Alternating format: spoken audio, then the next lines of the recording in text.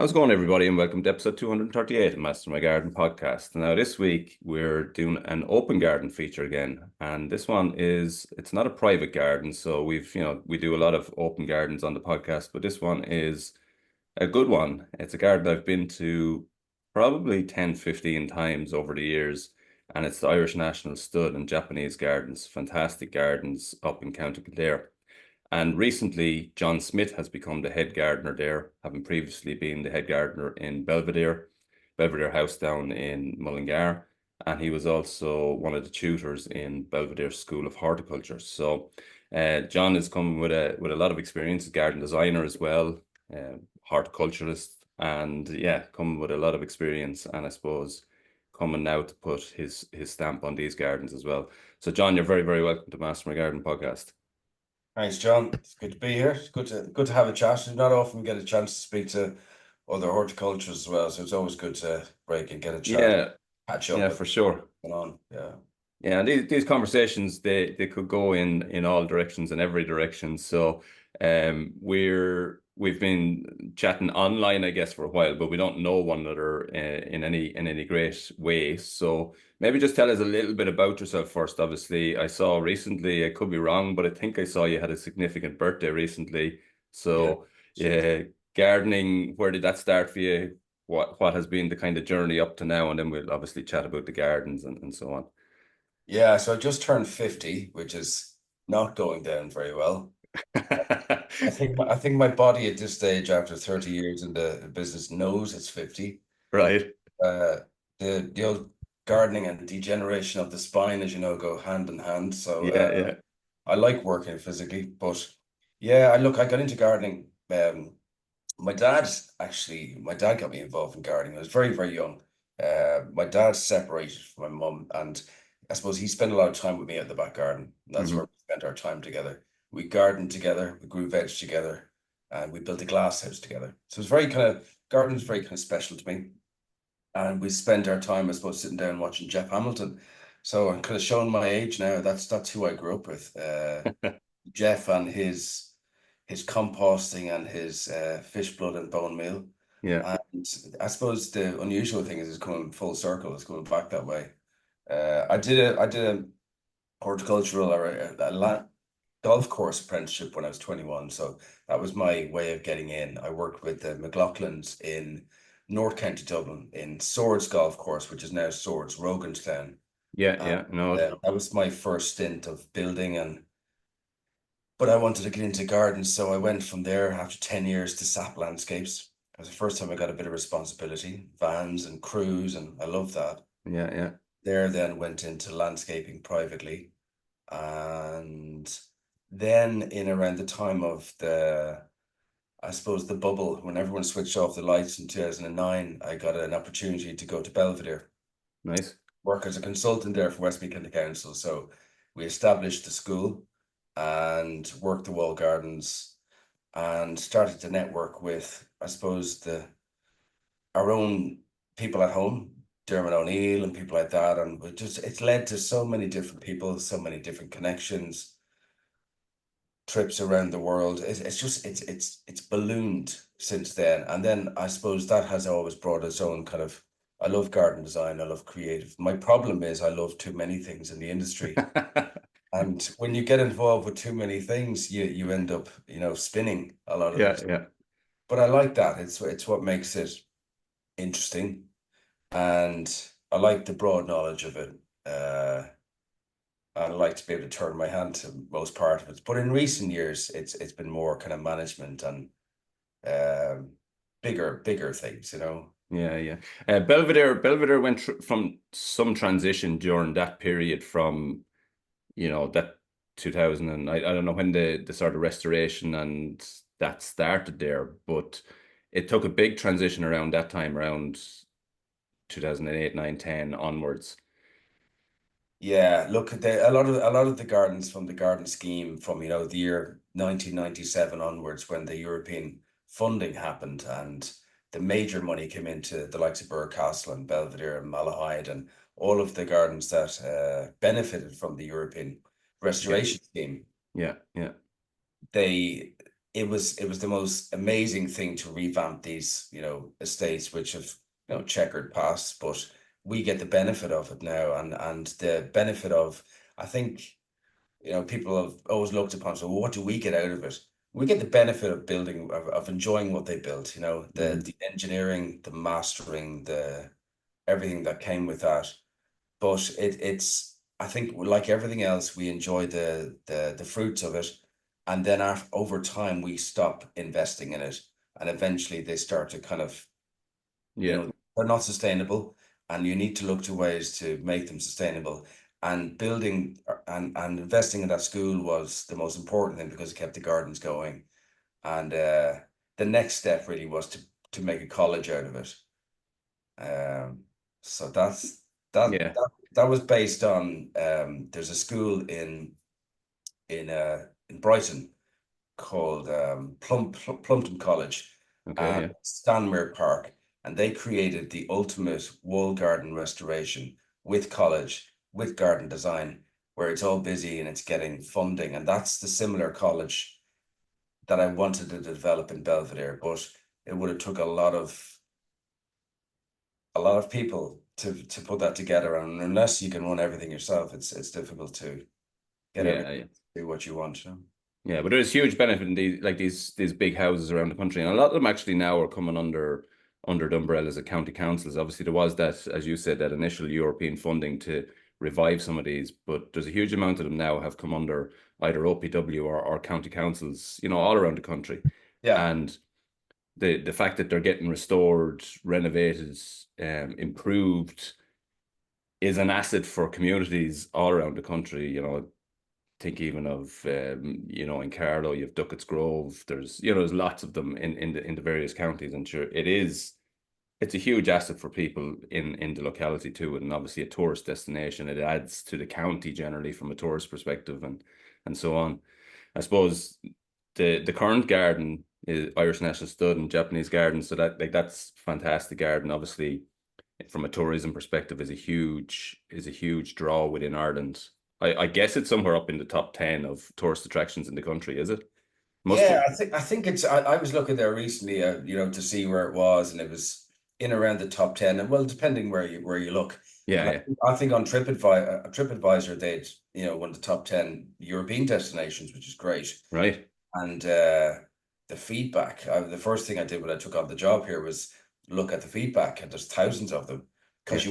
you want to see what people think. You want to see where you are. Do you know at Yeah. this point? And I suppose I'd always gauge a job and a place like this not against, the Irish standard. I'd always look at English standards, like things like Sissinghurst and Dixter and Kew and places. That's where we want, this to be. Yeah. The number of things really kind of that we have to raise the game, I suppose, of the staff and the training and else, which are superb. But Yeah. we need to get a whole new model to push it on to a different level, I suppose. It's very interesting you say that on the reading the reviews. So obviously, for the Joe public who's looking at a garden or looking at a restaurant, these reviews are vitally important, and probably none so important than TripAdvisor now. When you went in there, like what were you seeing? And the reason it piqued me interest is I was actually reading a book last night. Um, Really good book. It's little snippets from the advertising industry, predatory thinking it's called, and it tells a story of an agency of some sort who was looking for a huge contract in the UK for basically the rail network, and they were the underdogs to win the tender by a long ways. I think they were about fifth in people's estimation as to whether they'd get it or not. So they brought all the top brass from the rail company to their offices, and in the offices they had, when the people walked in, and these are the top guys now. They walked in, there was nobody in reception. The seats in reception were there, but they were dirty, and there was cigarette holes in them. There was a bit of a smell in the reception area. Now this is a big marketing company. Then a lady came out a few minutes later to um, the reception area, started rummaging in drawers. They announced themselves. She ignored them. They announced themselves again. She said she hadn't time to talk to them at the minute, and basically annoyed these top brass. And they were walking out the door. And with that, marketing team came out of the back office and said, you've just experienced what the consumer experiences on, it could be British Rail, I forget which company it was, but on Yeah. British Rail. And they won the tender against all odds, apparently. But it was a really interesting way to look at it, because you're going in to see what the public sees rather than what you want to see, in your case as a horticulturist. To come at it from that angle is really interesting. So what did you see when you went into that kind of? Well, I suppose when I came down here the first time is that I had a really good experience as far as Yeah, I sat down in the gardens, and I don't do it that regularly, but I sat down in a very kind of a special, part of it. I just sat there for 20 minutes, and it's the first time in ages I really switched off and got enhanced and really kind of, had a mm, great experience just sitting in the moment.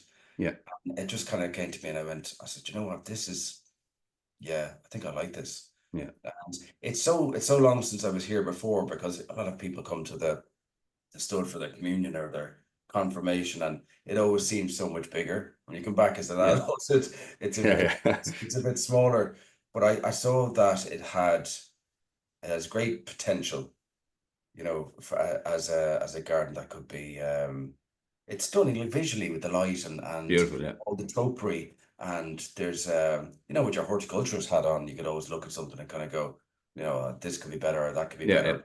That's only a very small percentage of the population, look at things and kind of poke at plants. And so we're not always entertaining for the elite, yeah. horticulturists, where it's the public. And now It's the public. it's the Instagram moment, it's the visuals in the background. That's what people are looking for now. They're looking for that photograph to take home that they can go, this was the Japanese gardens. And there's lots of places and lots of even within Fiacre's garden, different things. There's lots of opportunity to be able to develop those stunning kind of visuals within the gardens that will enhance people's experience. Yeah, for sure. And there is those, as you said, there's those places that give you a special feeling as well. And we spoke about that previously on the podcast, different gardens, there's a different feeling in a lot of gardens. And there is several areas within those gardens that have a kind of a special feeling to it. And I think people like that as well, that there is this place, obviously you have the playgrounds and you have the all the usual photo spots within there, but there is spots within it as well that kind of, give you that little bit of I'm solitude and Yeah, I'm an earwigger and I listen to people a lot and I observe what people do. And I remember when Belvedere in the wall garden, for example, I used to love the fact that people didn't like it too sparkling and too clean. You Mhm. know, 1850s, so you don't want to see it perfect. You want to see ivy on the walls and you want to see a little bit of, you like that kind of treading that line between restoration again and enhancement. And I always found that we got the balance right with people, that they liked the fact that it was something different. But in this garden, in the Japanese gardens, I noticed that people are genuinely smiling, and you can see that it gives them something they weren't expecting. There's lots of kind of kids are running around and they're looking for numbers and they're looking for the story. And then there's the visual side of it. It's stimulating as well. So you can kind of see it in people's faces that they're really excited to be in a garden. Yeah, And that for me is very fascinating because it's not just about plants, it's an experience. So people are actually happy. And this day and age, got to see people off their phones and actually walking around the outdoors yeah, is is brilliant. We even get a lot of people here with different kind of requirements and needs, and they're also very stimulated. And you can see, I like the fact that this makes a difference to people's day, and it gives me the energy to want to make it better. yeah, for sure. That's what it's all about, especially in a place like that is, set up to be a tourist destination and so on for people. And it's a well visited garden, obviously, within, depending on where you look, as we said, within the top 10 attractions in Ireland in terms of visitors. But there's probably a lot of people listening who haven't been to the gardens, so we'll virtually go on a tour through them. Maybe just tell us about them, and then we'll sort of get on to what's happening, what's going on today, because I saw you planted some new trees recently, and there's going to be changes and going to be evolutions as you start to sort of bed yourself in there, I guess. Yeah, so it's kind of compared to what I'm used to, it's a kind of a new garden. So it was developed in 1904, like, by William Hall Walker, the owner. And like a lot of these estates, it was money came through, the big house, the gardens, the lands, the usual stuff. But I think his unusual slant was that he had met this guy, Tessa Aida, in 1900, I think it was 1904, at a kind of one of these great exhibitions, the usual story. Yeah. But his slant was that Japanese gardens were in vogue at the time, and he happened to have an interest in them. So he invited Tessa and his son Minoru over to develop this garden, which took 4 years and 40 men, and has a story of life, and which is very interesting actually. When it took me a while to get used to looking around the garden and kind of envisioning his concept for it, and Hmm. seeing that concept, because you don't always see it. But there is kind of different parts around the garden which lead you through that kind of journey in life, albeit that it's more the story of man and not a woman. So Right. that in itself was a bit kind of there's a stage where the man goes on, and his female partnership was kind of ended at that point of the garden. I found that was kind of very much of its time. Well, not considering we weren't far away from Victorians at that stage. Yeah. It's not um it's not a surprise either. Yeah. And so walk us virtually through the garden and give us a little bit of this story as we lead through, because as I say, some people are well familiar with it. I'm familiar with it myself, actually, 2 years probably since I was there. But it's funny, you kind of you don't forget them, but I'm trying to picture it here now and I'm struggling to. So maybe take us through virtually and just Yeah, I suppose you begin at the point of kind of birth, where you're born into the garden, and you go on the journey like that, the birth canal, where there's water and there's the stream of life, and you're led through the cave. And then what happens is you're kind of developing yourself and different journeys and you can go on in the life, whether you can go on the hard, road, or the easy track. And then it comes to a point where you'll meet your partner, and then Mhm. you decide what route you take. There's lots of water involved, and lots of stepping stones, and lots of different points of the garden where you will take one, direction or the next. You could end up being a bachelor and end up down the dead end, which some people do. And then there's that point of kind of matrimony and crossing the bridge, and there's the island. There's a beautiful cave in there, a lovely grotto, which is my favorite part of the garden, which is the Yeah, little island. You know that, John? it's And beautiful. Yeah. the kind of the whole kind of hill of hope behind it, and yeah, what I find is extraordinary about it was that you have to really take your time, because this garden wasn't built uh, with modern, standards, and it certainly wouldn't have been signed off by an architect these days. So you really have to take your time, and I think that's one of the things of the garden is that as you're moving through all the different steps and stages in the garden, you really have to think about where your feet are going, because there's so much, it's not the most ambient Yeah, yeah. of places. And I think the focus of the general public is that they really are watching, and they're tuned in to what they're doing as they're moving their way through the garden. Some of it certainly wouldn't have been signed off easily these days by county council, or they'd have yellow ropes around it and cones and the whole lot. I think that's the charm of it, and that's the beauty of it. It's part of that heritage. There's certain things you just can't make modern, and it's a masterpiece. It even from the perspective of building the water and moving the water through it, like really with levels and things like that. It was an actual gem, a masterpiece that Tessa Ida completed. One of the one of the things I've been reading some of the literature there recently, and there's a great book. I don't know if you can see it here.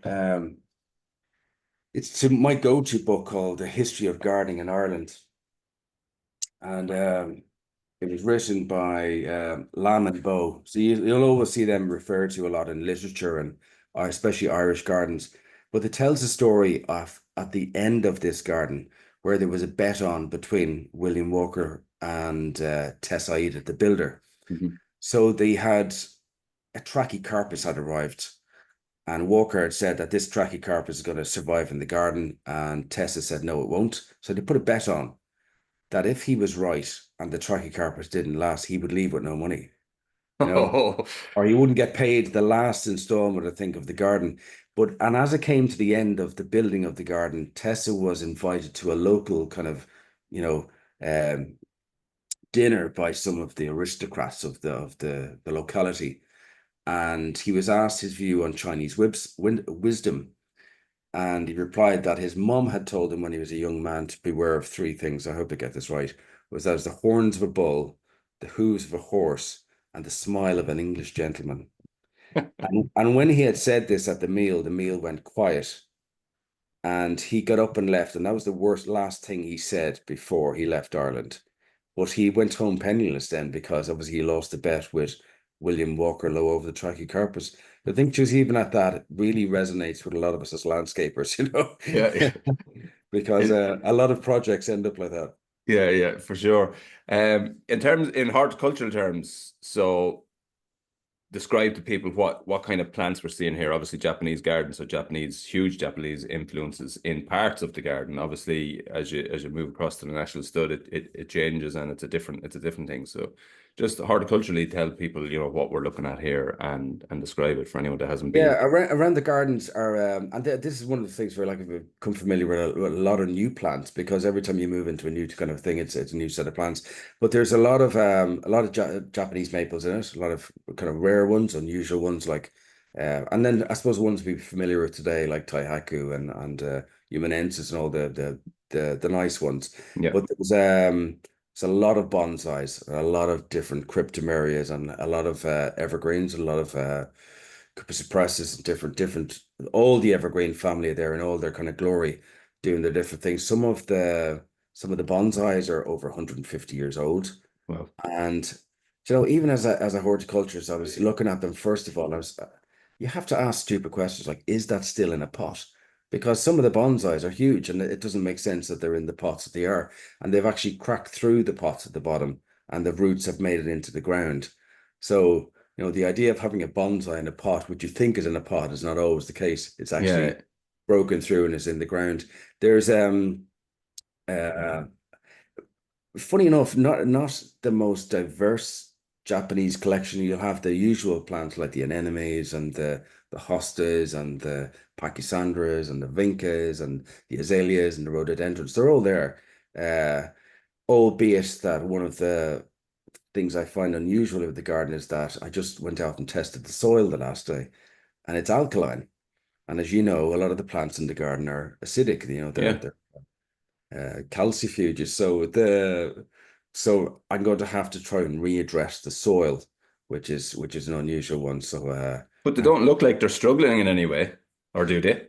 a lot of the plants I think are just kind of it's a combination now of plants starting to kind of some of them just giving up, and that is possibly just because they cannot get the nutrients they want from the soil Yeah, because yeah, the pH isn't right. So we're going to do a program of buffering the soil back to different pH levels using the kind of drip irrigation system and hopefully address that, because one of the things I want to do this year is I want to do a whole replanting of the bare areas of the garden. I hmm want to introduce new plants and new schemes. So we've just got the irrigation system revamped, yeah, as from yesterday. So now that the irrigation system's working, I can start planting. yeah.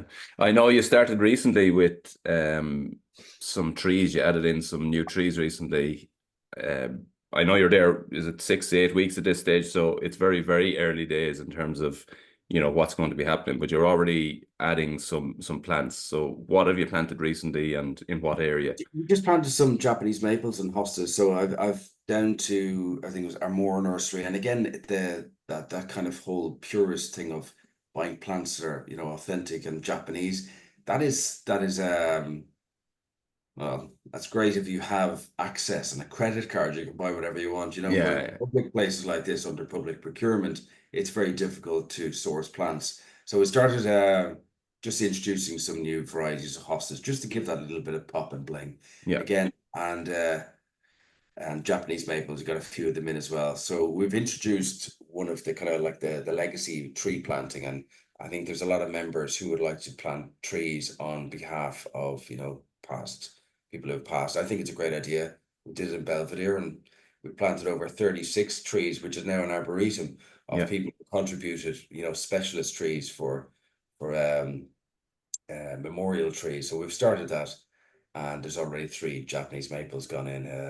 I think Nice. blood gold arrived, which is the good old fashioned fast growing, purple one, and then I put in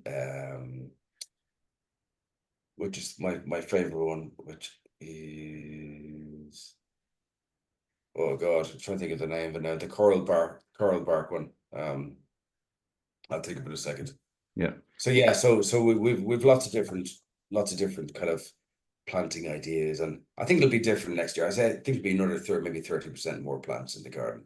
I don't believe in empty spaces, and I don't believe in gardening empty soil. I like plants to fill soil because and it makes your job easier eventually anyway. Well, it just makes sense, Yeah, makes sense. Yeah, for sure. There's something, and even you see municipal parks and people, going around hoeing in between plants. They just plant more plants. Yeah, covered up. Yeah, for sure. There's something there, and even your background now, as we speak, sort of reminds me of it. And you mentioned it there in the original, the original planting. There's so many conifer type plants, and it's funny, conifers are way out of vogue at the moment. In terms of garden center plant sales, they're well down the pecking order, all the usual ones. But when used in the correct way, they're phenomenally good, and you'll see examples of that there. Throughout the garden, there's lots of really nice conifers, and as I say, used in the right way in rockery type situations, as opposed to around beds on driveways. They're a great plant in the right situation, but they're completely out of vogue at the moment. So maybe just tell us about some of what's there at the minute. Yeah, there's obviously a lot of different types of cryptomerias. So there's about 15 of those that are bonsaied, and they've been actually bonsaied quite well. And there's a lot of taxes as well. Taxes is one thing I'm trying to watch in the garden, because it's quite happy up on some of the mound because it's dry. As you know, it hates its feet wet, and there's a lot of phytophthora around as well. So I'm watching that. There's a lot of leaf spot fungus on a lot of the conifers. Right. So I'm kind of, especially some of the bonsai. So the first thing I come in, I saw that, I was like, oh my God, let's hit those, because I certainly don't want any of the old trees to disappear on my watch. Trying to look for nice kind of organic, unusual ways of looking after that.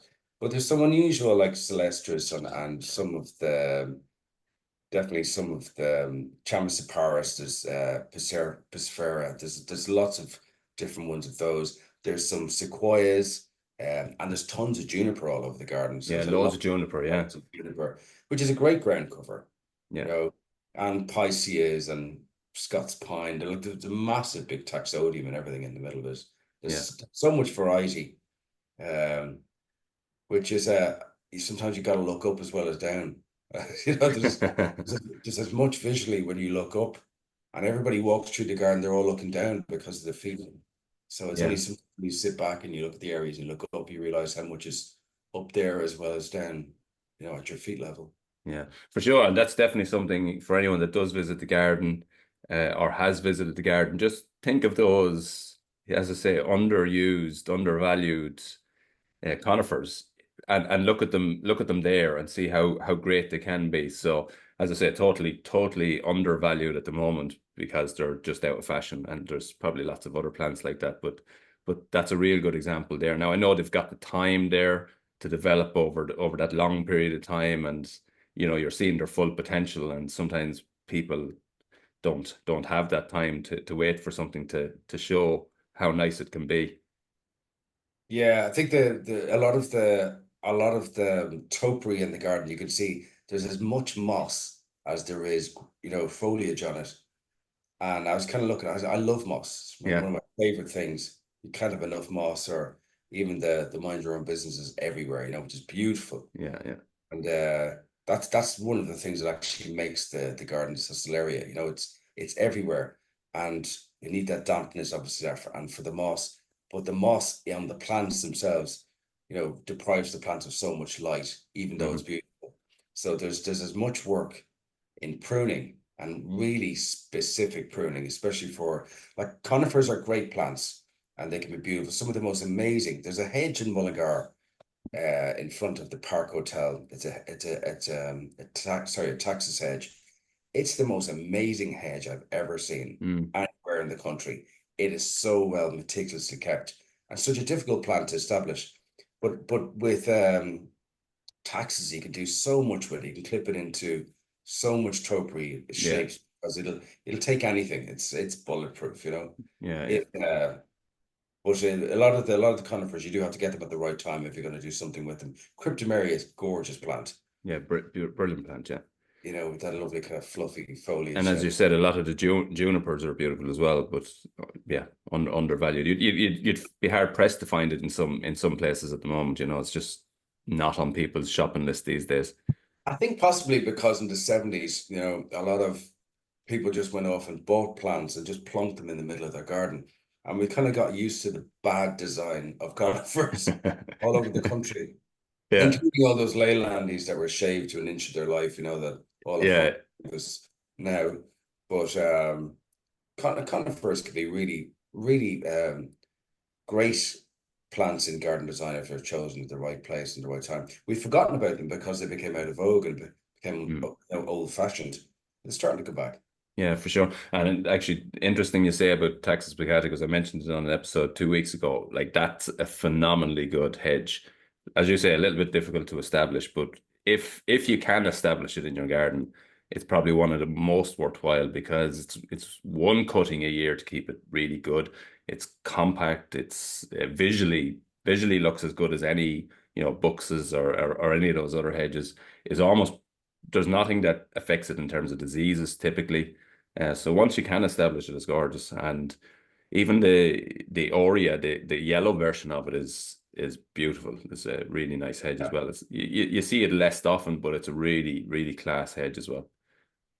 I've planted on a few designs, a few gardens now, and I've learned my lesson from a few things. So I don't plant at root ball anymore, because the disturbance of getting it root balled and planting it in the garden, if the soil is too wet or too dry, it can be a bit. It just doesn't like too wet or too dry. So it's a very hard one to get right, and the establishment of it can be a little bit. So I plant it in pots, and every time I plant it in a pot, it does well. Yeah. But again, it does those two things between too dry and too wet is a very hard one for gardeners to get right. But if you does come true, it's bulletproof and it's amazing. Yeah, it's funny you say that because I actually bought about 4 years ago kind of a 2 meter tall cone of it in a root ball, and it's in good soil, should grow perfectly. But this is the first year that it actually looks like it's going to take off. Yeah, It's the first year. It hasn't looked like it's dying in any means. Like, it's not struggling, but it's definitely not thriving either. And it has taken that length of time. And now that you say it, the root ball, by comparison to the plant, was very small. And probably was just a bit too harsh of a shock on it at the time. And it's taken that length to kind of get back to neutral, I guess. Yeah, it's a tricky one. Yeah. So you mentioned already you're there not that terrible long, but you don't like bare spaces. So that's going to be one thing. Is there any kind of major plans yet? I suppose, as I say, it's still early days, so they're probably not, there's going to be no major plans developed at this stage, but anything in the pipeline for the next kind of 12 months, anything that somebody who's there or going in the next 6 months mightn't necessarily have seen before, anything kind of in the pipeline? Well, one of the things I want to do is I want to have, when people come in and get a kind of a welcome experience from the gardeners, I want them to see the plants and lats. So we're going to do a lot more staging as you come into the garden. So you can see that the gardens themselves and the gardeners are putting the work in, and we're trying to develop this experience for the visitor. And secondly, then they're going to see a lot more pot displays, which will change seasonally. So I've inherited obviously some nice borders. They're not my borders, but I've inherited some nice borders, and in order to kind of change them around, and the planting and the pots will allow me to put move around those kind of seasonality of displays. We want to definitely part of the sustainable plan. Every place has a sustainability plan, and we're developing ours now for the next 5 years. So one of those things will be to go all electric machines. So we have all the Still crowd coming in on the 30th to test out all their equipment, and want to try and go fully electric, trying to eradicate as much petrol as we can. But planting wise, there's a lot of gutting, a lot of trees that are past their best, a lot of chestnuts that are a bit dangerous. We're going to have to do a kind of a full assessment on all the trees in the place. I love trees and I hate taking them down, so I'm going to do a good assessment myself. Yeah. And yeah, just start to develop the garden, start to develop the planting schemes, and you have to work hard now as a gardener. You can't just inherit what you have and just let it go. Yeah, I think you have to be thinking about every single part of it on every single level, and working as hard and thinking as hard, because sustainability for me is not just about something that you introduce as a plan that somebody gives you as a menu. For me, it's sustainably is thinking about every single part of your daily work and everybody else's, and about seeing how we can change and how we can better things and how we can think harder as opposed to working harder. Work harder. Yeah, but the sustainability thing there, it does come, I think, with about, I estimate, based on what I've done so far and what using kind of brushes instead of Roundup and doing all that kind of thing, is about an extra 40% physical labor. So there's you have to take that from somewhere else. You got to balance it up and you got to motivate people. So it's going to be a full winter of thinking and planning to incorporate those. And also we want to do a kind of, hopefully, a really good Japanese festival here next year, somewhere different. Yeah, brilliant. Yeah, so sounds great. In terms of pot displays, just obviously you're looking to sort of introduce these. You'll have the usual suspects, but just briefly give us an idea of what you're kind of looking at in terms of teams, seasons, plant wise. What are we looking at? Well, I think, as you come out to visitors, the first thing you see should be, a collection of pots. And in springtime, you should have all your snowdrops going into your crocus, into your, your fritillaries, whatever. And that kind of evolution of spring plants and azaleas and things as they're working around. I want the staff to be able to see the team to be able to see the plants and be able to kind of design and start to use plants and shape and form and color and thing. So displays almost like a big flower arrangement, but done maybe with 20 pots, and have that evolution kind of moving through the seasons, going into summer planting, going into autumn color, and into winter. And November to January is always the hardest part.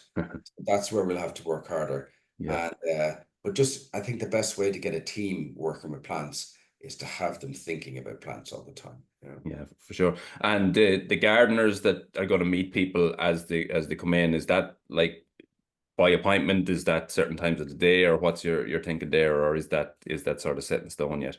Well, the idea is that next year is that we'll do garden tours. So we'll do specific garden tours for garden people. So if people have 10 or 15 people, we'll do a specific garden tour that's, botanical tour or plants or plant-based. That hasn't been there before. It's been more of like a tourist experience. Yeah. Yeah. So next year we hope to engage with the people of Kildare. I think there's a huge bunch of people there that we can bring on board with us here. We want to do 9 Fridays. We're going to be doing garden design classes in the visitor centre, great facilities, and then we're going to do maybe 10 or 12 workshops through the years of really good people in to do fruit and vegetables, all to do fitness and garland displays at Christmas, whatever it is, kind of really good, and start to engage with the people of Kildare and bring them with us on the journey. And you do need the locals with you.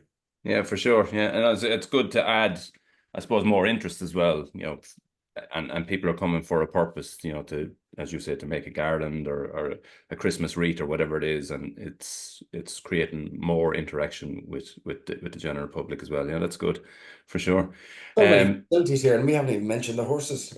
Yeah, and that's the other thing, is that I want to not have to weed next year. So we have a massive amount of horse manure, John, and yeah, a massive amount of leaf mold, and it's all sitting in a big yard in sections. It's been sitting there for years.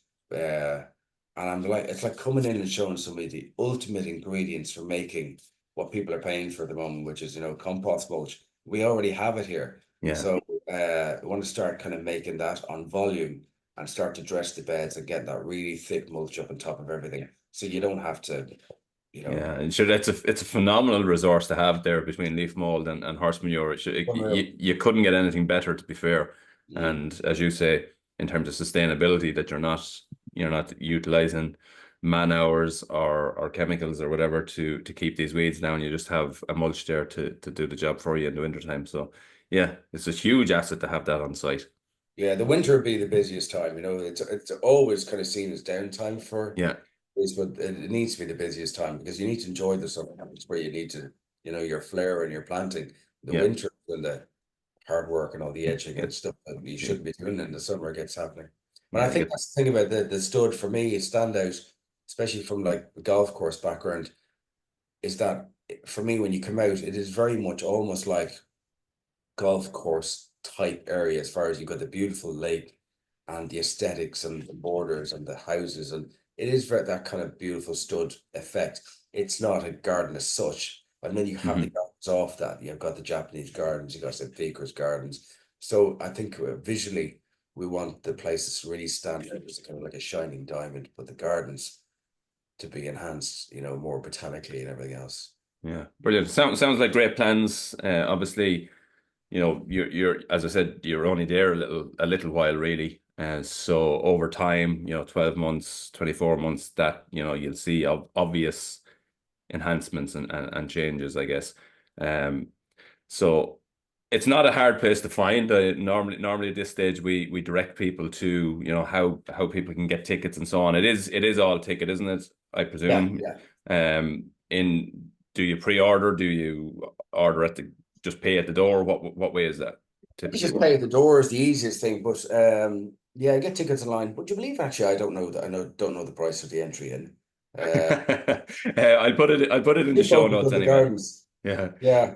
I I'll just know I just can't believe the place is so busy. I've like Belvedere was, had 100,000 visitors or so or something a year. Like there must be 150, 160, if not 200 coming through here. It's a phenomenal Yeah. place.